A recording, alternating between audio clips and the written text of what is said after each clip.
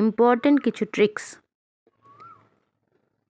যদি x plus 1/x equal to n হয়, তবে x square plus 1/x square equal to n square minus 2, x cube plus 1/x cube equal to n cube minus 3n, x to the power 4 plus 1/x to the power 4 equal to n square minus 2 whole square minus 2, মানে ওই square থেকে এলো। এবার 5টাকে আমরা ভাগ করে নেবো 3 আর 2তে। তাহলে প্রথমে হচ্ছে এক্স স্কোয়ার প্লাস 1/x স্কোয়ারের যেটা সেটা লিখবো, তারপরে এক্স কিউব প্লাস 1/x কিউবের যেটা তারপরে সেটা লিখবো, এবং মাইনাস n। 6টা করতে গেলে কিউবের স্কোয়ার হবে, তার সাথে -2 হবে।